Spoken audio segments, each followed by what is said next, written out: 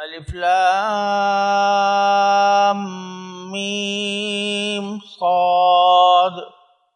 کتاب انزل الیک فلا یکن فی صدرک حرج منه لتنذر به وذکری للمؤمنین اتبعوا ما انزل الیکم من ربکم ولا تتبعوا من دونه اولیاء قلیلا ما تذکرون وَكَمْ مِنْ قَرْيَةٍ أَهْلَكْنَاهَا فَجَاءَهَا بَأْسُنَا بَيَاتًا أَوْ هُمْ قَائِلُونَ فَمَا كَانَ دَعْوَاهُمْ إِذْ جَاءَهُمْ بَأْسُنَا إِلَّا أَنْ قَالُوا إِنَّا كُنَّا ظَالِمِينَ فَلَنَسْأَلَنَّ الَّذِينَ أُرْسِلَ إِلَيْهِمْ وَلَنَسْأَلَنَّ الْمُرْسَلِينَ فَلَنَقُصَّنَّ عَلَيْهِمْ بِعِلْمٍ وَمَا كُنَّا غَائِبِينَ وَالْوَزْنُ يَوْمَئِذٍ الْحَقُّ فَمَنْ ثَقُلَتْ مَوَازِينُهُ فَأُولَئِكَ هُمُ الْمُفْلِحُونَ وَمَنْ خَفَّتْ مَوَازِينُهُ فَأُولَئِكَ الَّذِينَ خَسِرُوا أَنفُسَهُمْ بِمَا كَانُوا بِآيَاتِنَا يَظْلِمُونَ وَلَقَدْ مَكَّنَّاكُمْ فِي الْأَرْضِ وَجَعَلْنَا لَكُمْ فِيهَا مَعَايِشَ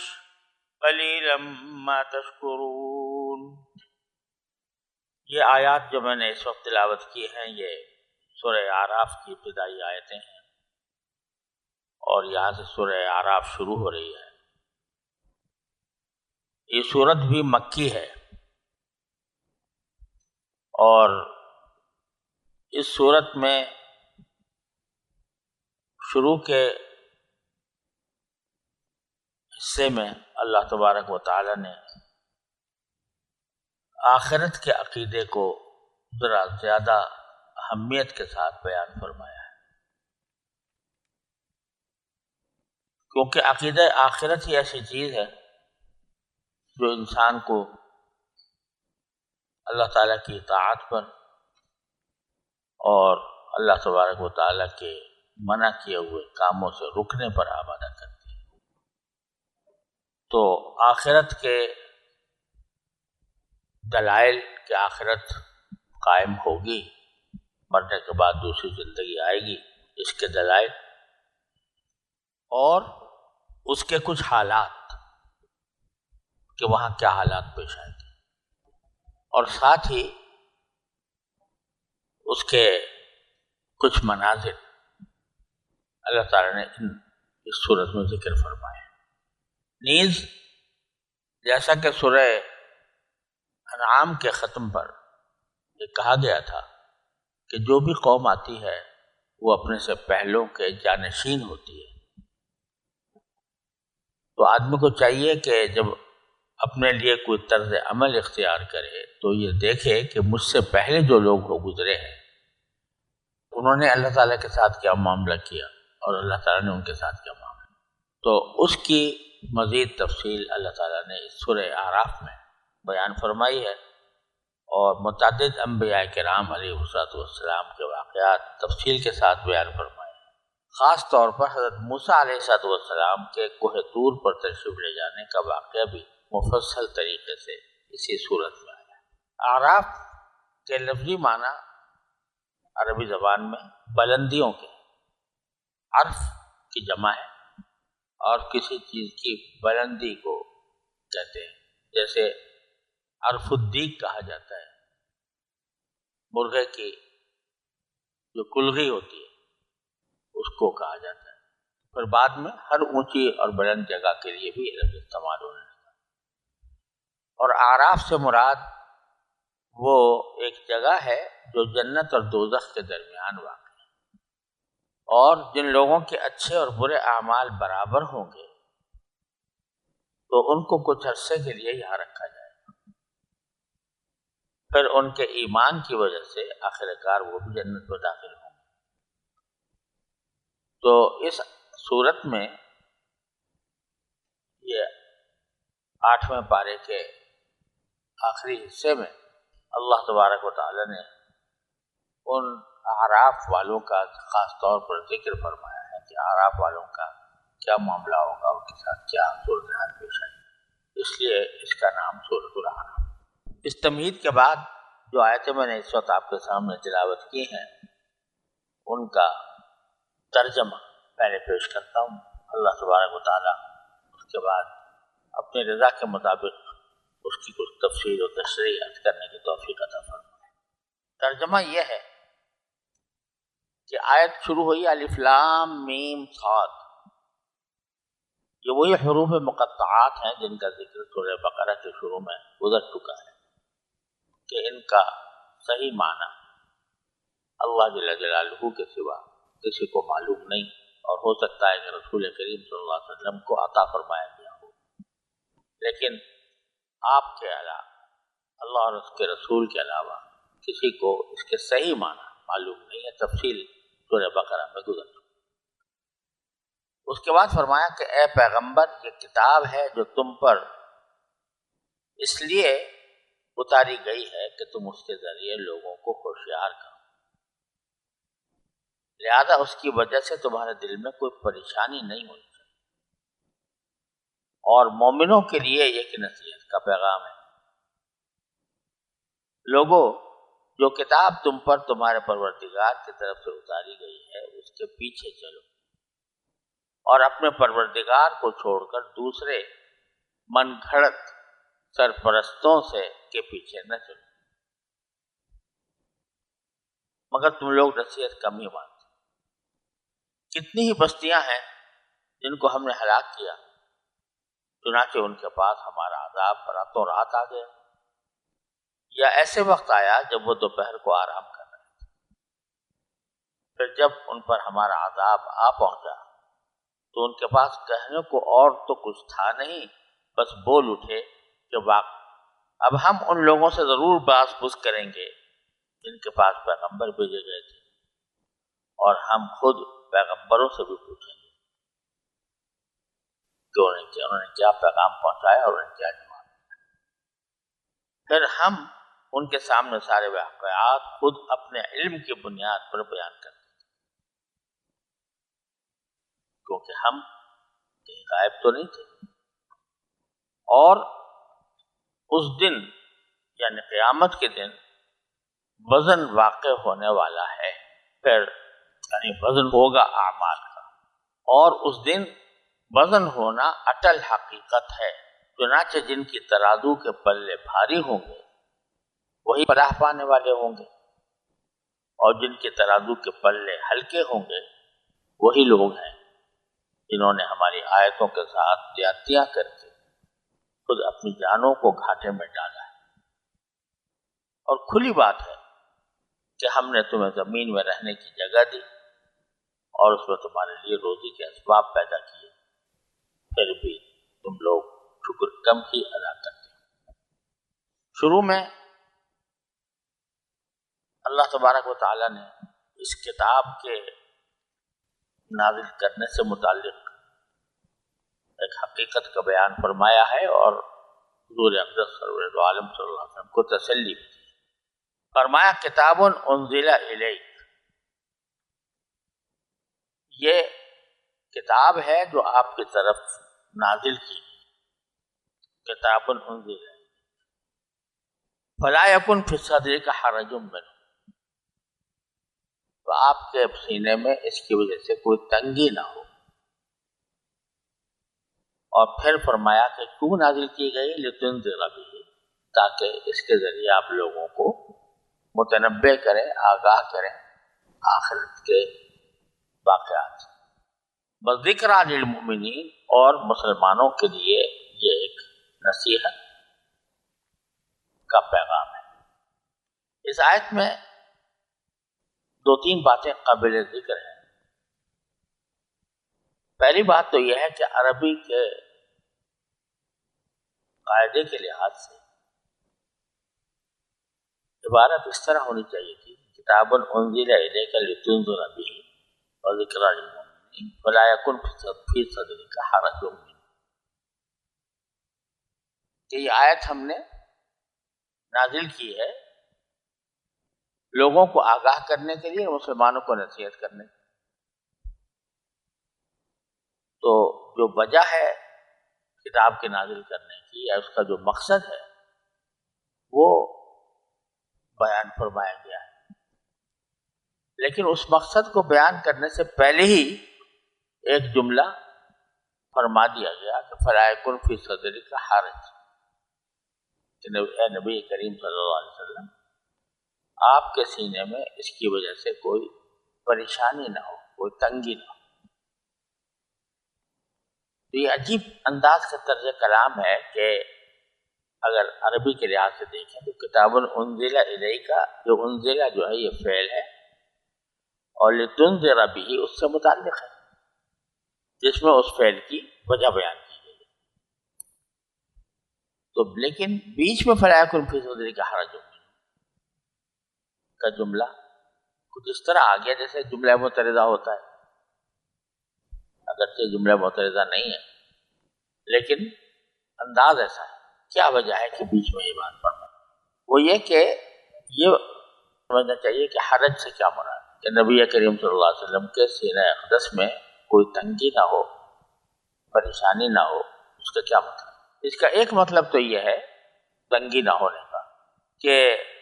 آپ کو یہ خوف نہ ہونا چاہیے کہ لوگ مانیں گے نہیں، یا اس میری دعوت کے نتیجے میں مجھے کوئی تکلیف پہنچائے، یہ خوف نہیں ہونا۔ ایک تو بات ہے۔ دوسری بات یہ کہ آپ کو یہ فکر بھی نہیں ہونی چاہیے کہ اگر میری اس دعوت کو لوگوں نے قبول نہ کیا تو اس کی ذمہ داری میرے اوپر آ جائے۔ یہ فکر بھی آپ کے سینہ اقدس میں نہیں پیدا ہو کر آپ کو پریشان نہ کرنی چاہیے، جس کی وجہ کئی جگہ قرآن کریم میں بیان فرمائی ہے کہ آپ کو تو ہم نے ایک پیغام بر بنا کر بھیجا ہے، لوگ اس کو مانتے ہیں یا نہیں مانتے اس کی ذمہ داری آپ کو بڑھائے گی۔ تو کچھ ایسا لگتا ہے یہاں پر اس انداز کلام میں، اس اسلوب میں، کہ جب یہ فرمایا گیا کہ کتاب نازل کی گئی ہے تو کتاب کا کسی بندے پر نازل ہونا، اس کو رسالت کا فریضہ سونپنا، یہ اتنا بڑا بوجھ ہے، اتنا بڑی ذمہ داری ہے کہ قبل اس کے کہ اس کی وجہ بیان کی جائے کہ کیوں وہ نازل کی گئی ہے، اس سے پہلے ہی فرما دیا گیا کہ کہیں یہ نہ سمجھ لینا کہ یہ کتاب جو تمہارے اوپر نازل کی جا رہی ہے تمہارے اوپر بوجھ ڈالنے کے لیے نازل کی جا رہی ہے۔ کتاب انزل الیک فلا یکن فی صدرک حرج منہ، پہلے ہی قبل اس کے کہ اس کا مقصد بیان کیا جائے، اس سے پہلے ہی اللہ تبارک و تعالیٰ نے یہ جو نازل کرنا کسی کتاب کا کسی بندے پر، یہ بذات خود ایک انسان کے اندر بوجھ پیدا کرتا ہے کہ بھئی اللہ کی کتاب مجھ پر نازل ہو رہی ہے تو میرے اوپر کتنی بڑی ذمہ داری آ گئی، کتنا بڑا بوجھ میرے اوپر آ گیا۔ تو قبل اس کے کہ آگے بڑھیں پہلے ہی فرما دیا کہ نازل کرنے سے یہ نہ سمجھیے گا کہ آپ کے اوپر کوئی ایسی ذمہ داری ڈالی جا رہی ہے جس کو آپ اٹھا نہیں سکتے، لہذا آپ کے اپنے سینے و اقدس میں کوئی حرج نہیں ہونا چاہیے۔ پھر سنیے کہ کیا کس لیے بھیجی ہے، کیا بھیجی ہے؟ حرج کیوں نہ، لتنذر بہ، کہ آپ کو اس لیے بھیجی گئی ہے یہ کتاب، آپ پر اس لیے اتاری گئی ہے تاکہ آپ اس کے ذریعے لوگوں کو متنبہ کریں یا ڈرائیں یا آگاہ کریں کہ دیکھو تمہاری زندگی ختم ہو جائے گی، ایک دوسری زندگی آئے گی، اس میں تمہیں اپنے تمام قول و فعل کا جواب دینا ہوگا،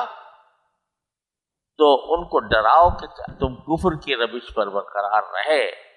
شرک کرتے رہے تو تمہارا انجام بڑا خراب ہونے والا ہے۔ اور وذکریٰ للمؤمنین، اور ایک نصیحت ہو مومنین کے لیے، یعنی مشرکین کے لیے اور کفار کے لیے تو انذار ہے کہ ان کو ڈراؤ کہ تمہارے جو موجودہ حرکتیں ہیں یہ بالآخر تمہیں آخرت میں جہنم کی طرف لے جائیں، اور مومنین کے لیے ذکرہ،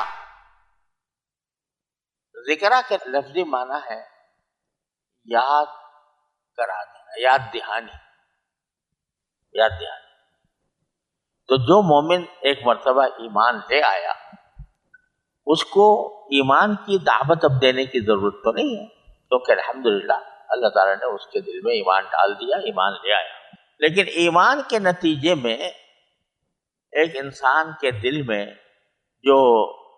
اللہ جل جلالہ کی اطاعت کا جذبہ پیدا ہوتا ہے ایمان لاتے ہی، تو وہ جذبہ پیدا ہوتا ہے، اس کی ذہن و دل کے اوپر اللہ جل جلالہ کی عظمت آتی ہے اور اس کی اطاعت کا جذبہ پیدا ہوتا ہے۔ لیکن یہ جذبہ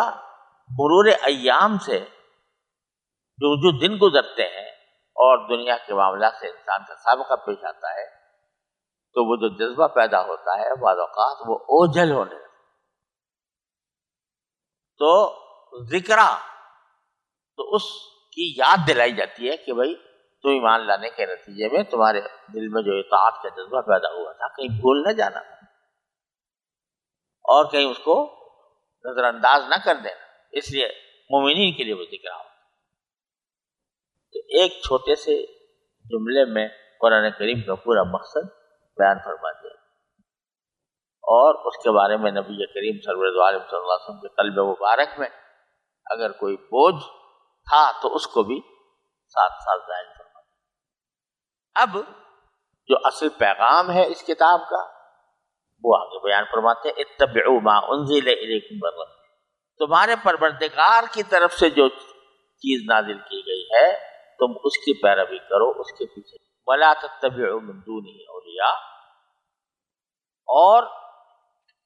اس اللہ کے سوا کے علاوہ ان کو چھوڑ کر دوسرے سرپرستوں کے پیچھے نہ چلو۔ اولیاء جمع ہے ولی کی، ولی کہتے ہیں کسی رکھوالے کو، سرپرست کو، جو کسی کا دیکھ بھال کرتا ہو، نگرانی کرتا ہو۔ تو انہوں نے، کافروں نے، مشرکوں نے مختلف بتوں کو اور مختلف دیوتاؤں کو، دیویوں کو اپنا ولی سرپرست بنا رکھا۔ تو اس لیے فرمایا قرآن کا پیغام یہ ہے کہ اس کلام کے پیچھے چلو جو تمہارے کو نازل کیا گیا ہے تمہاری طرف، من ربکم، تمہارے پروردگار کی طرف۔ پروردگار کا لفظ لا کر یہ اشارہ فرما دیا گیا کہ ارے بھائیو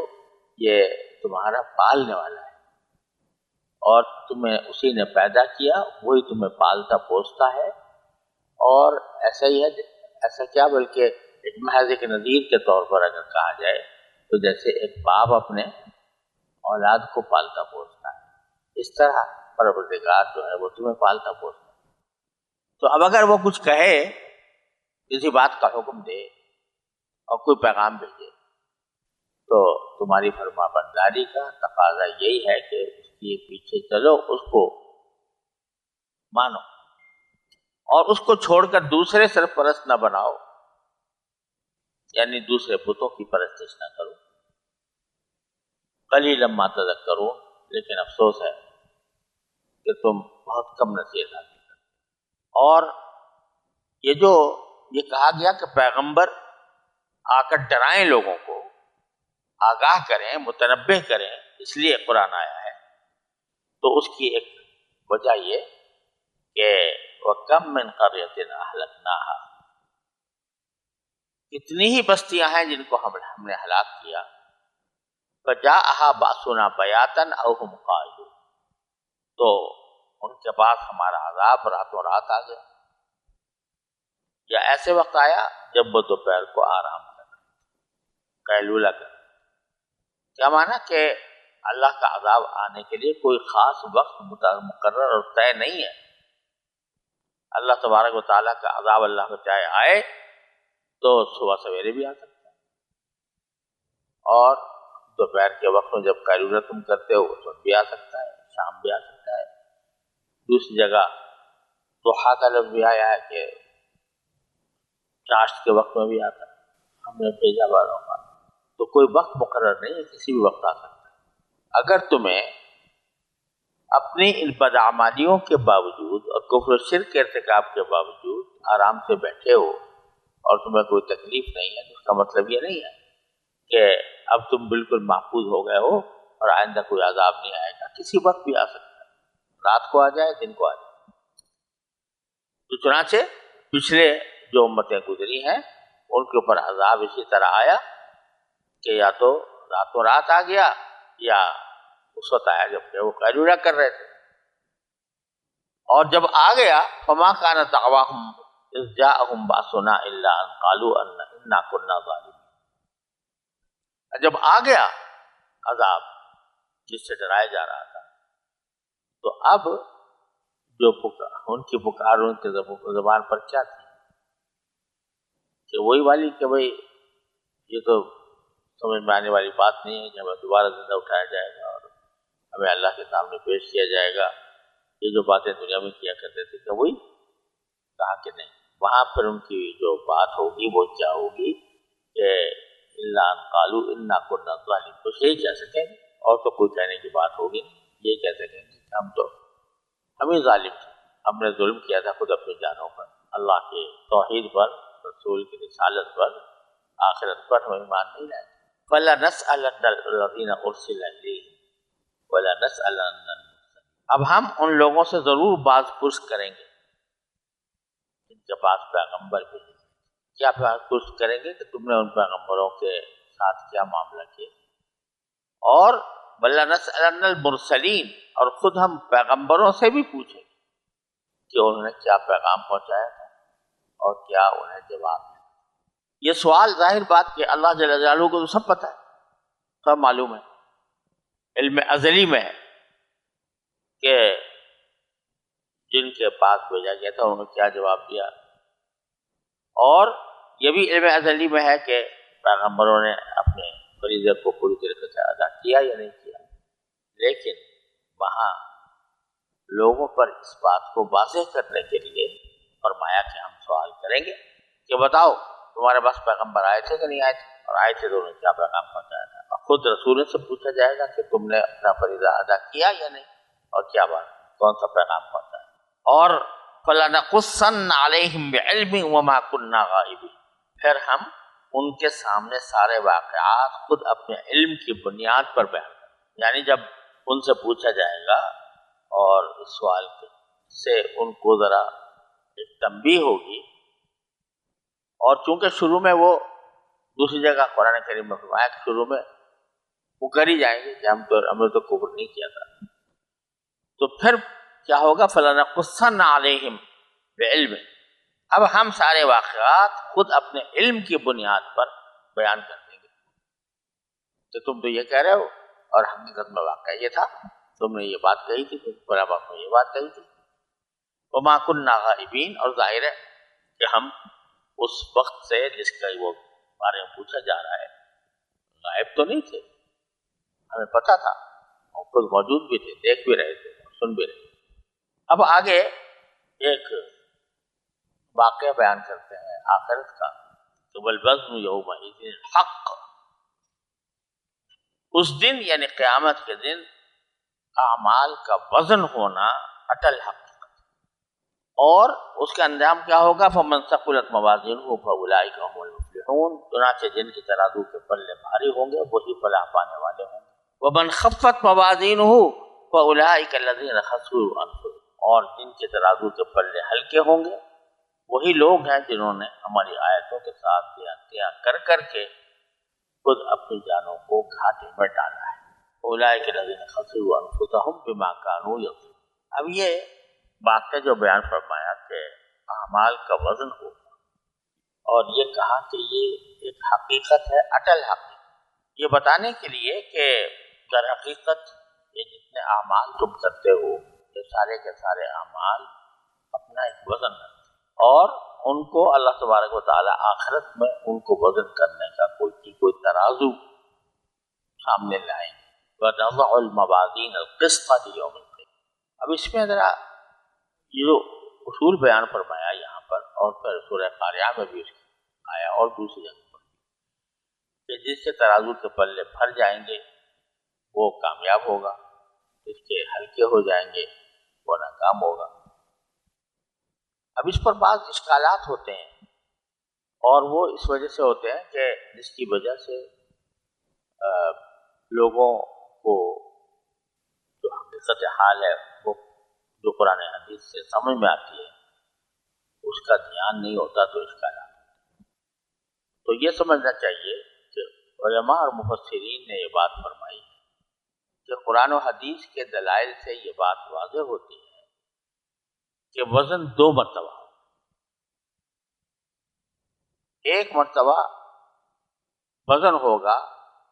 مسلمان اور کافر کی پہچان، اس میں تو صرف عقائد کو مد نظر رکھا جائے، اور اس میں وہ حدیث آتی ہے، مشہور حدیث ہے کہ ایک شخص کے سارے نام اعمال میں صرف ایک کلمہ لا الہ الا اللہ تھا، تو اس کے نتیجے میں اگرچہ گناہوں کی مقدار بہت زیادہ تھی اور وہ ڈر رہا تھا کہ اب میرا پلہ جو ہے یہ تو بہت نیچے گر گیا بدیوں والا، تو اللہ تعالیٰ کی طرف سے ایک چھوٹا سا پرچہ اس کے نیکیوں کے پلے میں ڈالا جائے گا، تو وہ پلہ جھک جائے اور بدیوں کا پلہ اوپر چلا جائے۔ تو لا الہ الا اللہ کا کلمہ انسان کی اعمال کے ترازوؤں کو نیچے لے جاتا ہے۔ تو بعض لوگ یہ سمجھتے ہیں کہ اس کا مطلب تو یہ کہ کوئی بھی مسلمان، کسی بھی مسلمان کا پلہ کبھی ہلکا نہ ہو، کیونکہ لا الہ الا اللہ تو موجود ہے ہر کلمہ ہر انسان کے ساتھ۔ تو در حقیقت یہ ذکر ہو رہا ہے اس وزن کا جس میں مومن اور کافر کی تعین ہو، اس کے لحاظ سے کلمہ لا الہ الا اللہ باری کر دے گا پلے کو، اور یہ طے ہو جائے گا کہ یہ آدمی مسلمان ہے اور ایمان لائے ہوئے۔ لہذا پہلے وزن میں اس کے مومن ہونے کا فیصلہ ہو جائے گا اس طرح۔ پھر دوسرا وزن ہوگا وزن اعمال، یعنی مومن کے ہی وزن، ایمان طے ہو گیا کہ ایمان ہے اس کا، اور اس نے اب کچھ اچھے کام کیے کچھ برے کام کیے، تو اچھے کاموں کے لیے ایک پلہ اور برے کاموں کے لیے دوسرا پلہ ہوگا۔ اس میں دیکھا جائے گا کہ کس کا پلہ زیادہ بھاری ہو، کون سا عمل۔ تو اس طرح کے اس کے ذریعے فمن ثقلت موازینہ فہو فی عیشۃ راضیہ، وہ من پسند زندگی میں رہے گا، من خفت موازینہ خفت موازینہ فامہ ہاویہ۔ تو یہ دوسرا وزن ہے۔ اس بات کو اگر ذہن میں رکھا جائے تو اس سے جو بہت سی احادیث ہیں وزن اعمال سے متعلق، ان کی صحیح صورتحال اور صحیح مطلب اس کا سمجھ میں آ جائے۔ اسی طرح یہ بات بھی کہ اعمال کو کہا جاتا ہے کہ یہ اعراض ہیں اور ان کا وزن نہیں ہو سکتا، تو آج تو ہر طرح کے اعراض جو ہیں ان کا وزن ہو رہا ہے، سردی کا وزن ہو رہا ہے، گرمی کا ہو رہا ہے، آوازوں کا وزن ہو رہا ہے۔ تو اس لیے یہ فضول سوال ہے کہ اعمال کا وزن ہے۔ اگرچہ بعض روایات سے یہ بھی معلوم ہوتا ہے کہ انسان کے اعمال جو ہیں وہ آخرت میں جا کر کوئی متجسد شکل اختیار کرتے، جسمانی شکل اختیار، جیسے کہ زکوٰۃ نہ دینے والے کے بارے میں فرمایا گیا تھا، حدیث میں آتا ہے، قرآن کریم میں بھی ہے، سَيُطَبَّقُونَ مَا بَخِلُوا بِهِ يَوْمَ الْقِيَامَةِ، کہ قیامت کے دن یہ جس مال میں انہوں نے بخل سے کام لیا تھا وہ ان کے گلے کا توق بنا دیا۔ اور حدیث میں اس کی تشریح آئی ہے کہ ایک سانپ کی شکل میں وہ آئے گا اور اللہ میں اس کی باتوں کو چھیرے گا اور کہے گا انا مالک انا کنز، میں ہوں تیرا مال، میں ہوں تیرا کنز۔ تو مختلف اعمال جو ہیں وہ بعض اوقات کوئی جسمانی شکل بھی اختیار کر لیں گے، اور ان کے نتیجے میں وزن صرف اعمال کے آراز ہونے کی حیثیت سے نہیں بلکہ کل جوہر ہونے کے اعمال کا وزن۔ اور اللہ تبارک و تعالی نے بہت سے روایات میں بتایا ہے کہ ایک مومن کے ساتھ اللہ تبارک و تعالی وزن کے معاملے میں کتنا شفقت کا معاملہ فرمائے کہ سبحان اللہ کا کلمہ جو ہے وہ بانتہا وزنی ہو کر آئے، الحمدللہ کا کلمہ نہایت وزنی، سبحان اللہ العظیم، سبحان اللہ وبحمدہ سبحان اللہ العظیم، اس کو فرمایا کہ بڑا ثقیل ہو کر آئے میزان۔ تو بظاہر دیکھنے میں چھوٹے چھوٹے عمل ہوتے ہیں لیکن وہ اللہ تعالیٰ کے یہاں وزنی ہوتے ہیں۔ تو اس لیے کسی بھی چھوٹے عمل کو، کسی بھی چھوٹے عمل کو معمولی اور حقیر سمجھ کر چھوڑنا، کیا پتا کہ اللہ تبارک و تعالیٰ اسی کے اندر اتنا وزن پیدا فرما دے کہ ہمارا بیڑا پار۔ پھر آخر میں اللہ تبارک و تعالیٰ نے ان آیات میں فرمایا کہ لَقَدْ مَكَّنَّاكُمْ فِي الْأَرْضِ وَجَعَلْنَا لَكُمْ فِيهَا مَعَاشٍ، کہ کھلی بات ہے کہ ہم نے تمہیں زمین میں رہنے کی جگہ دی، اس میں تمہارے لیے روزی کے اسباب پیدا، معاش معیشہ کی جمع ہے، زندگی گزارنے کے سامان وہ پیدا کیے، لیکن پھر بھی تم شکر بہت کم ادا کرتے۔ یعنی جس نے اللہ تعالیٰ نے تمہیں زمین پر جگہ دی ہے، اس کے لیے تمہارے لیے آزائش آسائش کا سامان مہیا کیے ہیں، چاہیے تھا کہ ان کا شکر کرتے اور شکر کرنے کے نتیجے میں اس کی اطاعت کرتے، لیکن افسوس ہے کہ تم شکر بہت کم کرتے ہو۔ یعنی شکر کی جو حقیقت ہے کہ اللہ صلی اللہ علیہ وسلم کی اطاعت کرو، وہ اطاعت کا مادہ تمہارے اندر بہت کم